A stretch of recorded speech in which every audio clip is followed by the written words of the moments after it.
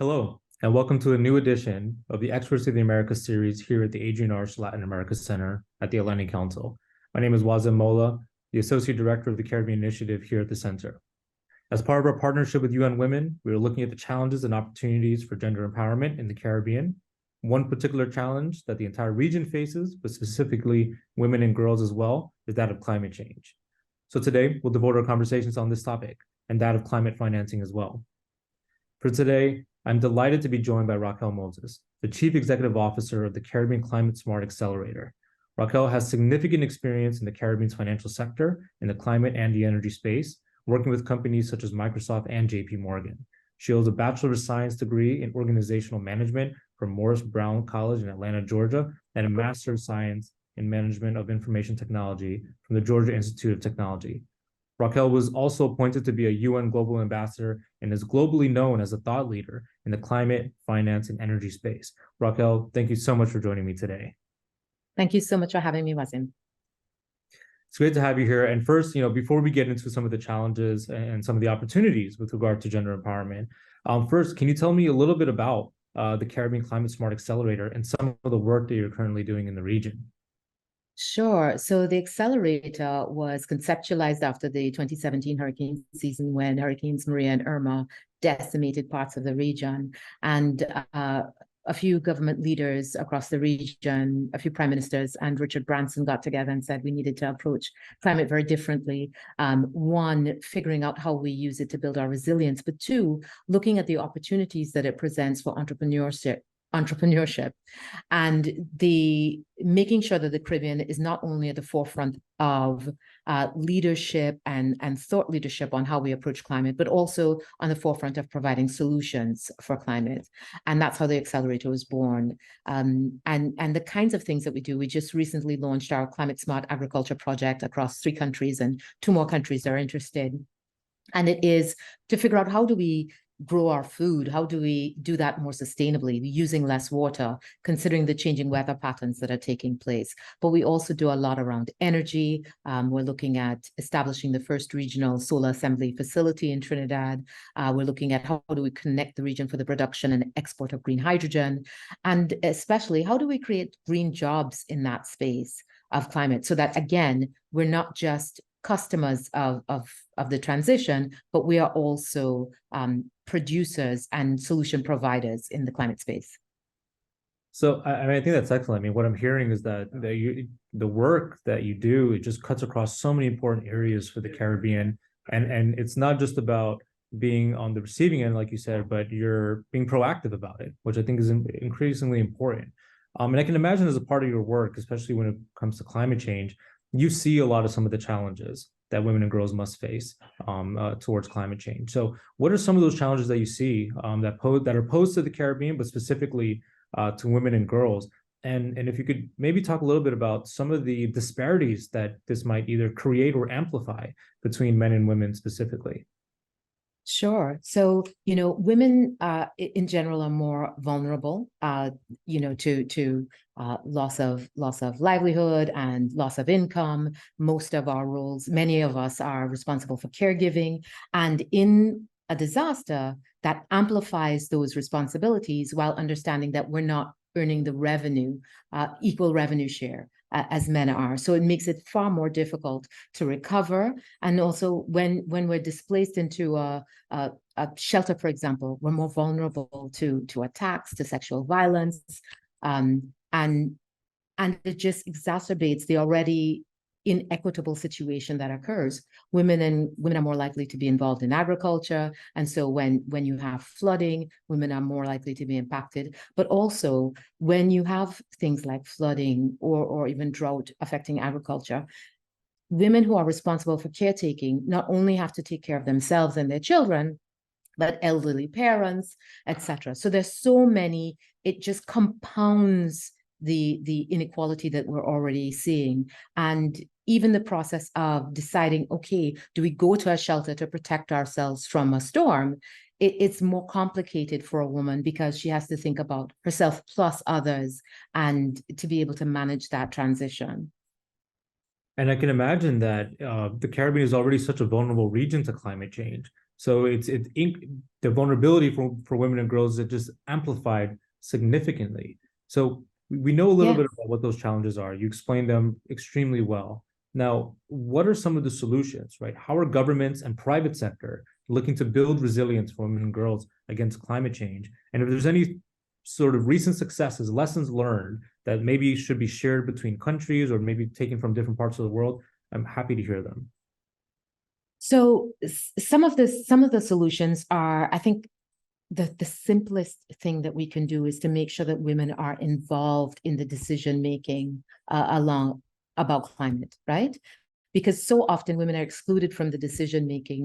She Changes Climate has been advocating for equal numbers of women as men as negotiators for climate action, and you see better climate results when more women are in leadership or more women are involved in the decision-making process. So that's just bargain basement. The first thing we should do is always ask, where are the women? And the second thing that needs to be done is women need to be a part of more of the research. When you have things like flooding, it produces more diseases. And what's amazing is how few women are involved in research studies about health and the impacts of health outcomes. I think I just read a book called Invisible Women, and it talks about there's studies about women's health that were conducted entirely on men, which is insane. So there's so many things that we need to do, but it is always taking that lens of, where are the women? Have we factored in the women? Have we asked women what their opinions are? Are there women at the table in making these really critical decisions? For us, we're a team of almost entirely women, and we look at our projects and we have to continuously remind ourselves, if we're submitting something, how many women are a part of this cohort? And we see women are also less likely to put themselves forward. So making sure that we're going to spaces where there are female entrepreneurs and we're seeking them out, because women are less likely to say, oh, I have a solution. And we've seen some marvelous solutions from women across the region. There's an amazing solution in Haiti. There's an incredible solution in St. Lucia. There's some phenomenal solutions in Trinidad. And so we need to make sure that we're not only looking through a gender lens, looking at where the women, figuring out, making sure that women are at the table where decisions are being made, but also going to spaces dominated by women and seeking them out to make sure that they are a complete and equal part of anything that we're doing in climate, any opportunity. That's amazing to hear. I think that it's not something that we've talked a lot about as part of this project so far. It's not just about how do we fix the challenges that women and girls are facing, but how do you do it from a truly gender equality and gender equity sort of standpoint. So Yeah. involving them in every step of the process. It seems like not doing so is trying to address this challenge with one hand tied behind your back, right? And I think that Yeah. that's something that's really important. So I think that is going forward, right? Mhm. That is, like you said, the bottom line. That has to be it.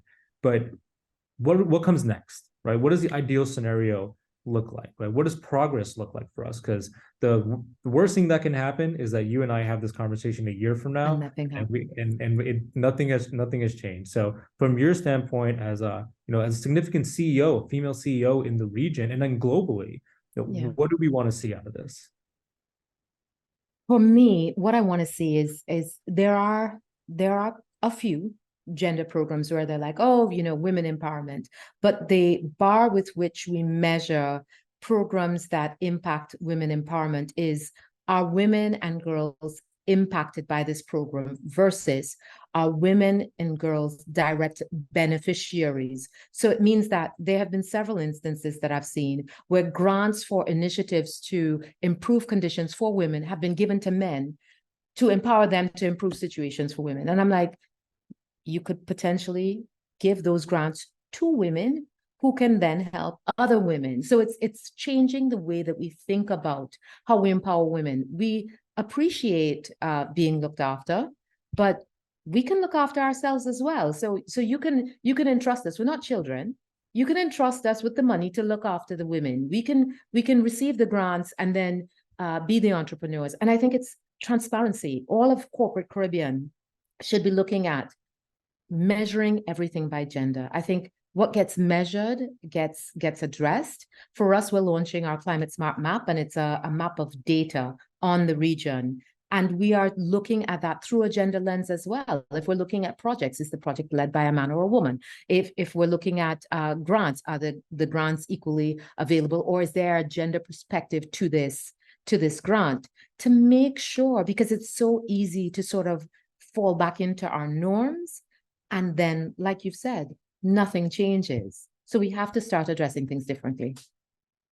Absolutely. I mean, I completely agree. And the big takeaway from this conversation for me is that incorporating women into the conversations needs to be standardized Yeah. across all areas. So if we can standardize it, then we can create some sort of institutional mechanism where it's not like you said, it's not like a handout or something like that. It's just part of the process. And a big part of our work with UN Women is, how are we changing the perception of things like social norms? Can only be done if we take your advice specifically and standardize, making sure that women are involved in all areas. So my final question is really just going to be, what more can we do, right? What more can the Atlantic Council do to help address these issues and standardize some of these processes? And what would you like to see out of it, especially maybe a partnership, with us and other organizations in the region like yourself? Yeah, some years ago, I attended a Women's Day, just before COVID, actually, event, and they were talking about, why aren't we seeing more women at the board level, at the leadership level of several organizations? And some of the men were like, oh, because there aren't any available women. So at that point, I put together a list of over 100 women who were available and willing to serve on boards with all kinds of characteristics. Some were lawyers, some were in HR, etc. And you can't go and ask a man, where are the women? You actually have to ask the women. So that's what I'd want us to partner on getting the data, partner on highlighting that data, partner on asking the tough questions about where are the women, because eventually we will find them, and we will find that there are enough women. And, the globe is 50-50. There are just as many men as women, but we just don't see enough women in spaces. And that normalization, that same social change that you're talking about, it's going to be challenging for men as well as for women. But unless we start measuring it and having those tough conversations, we're never going to change it. Excellent points, Racquel. And then you have my commitment. You have the commitment from the Atlantic Council to continue working on this issue with you and women as well. That wraps up the questions that we have. I want to thank you so much for taking time to talk to us about this and just your generosity and sharing ideas with us. It's really excellent to hear a lot of your points, and I know this will just be the first of many conversations. So once again, thank you so much. Thanks so much, Wasim.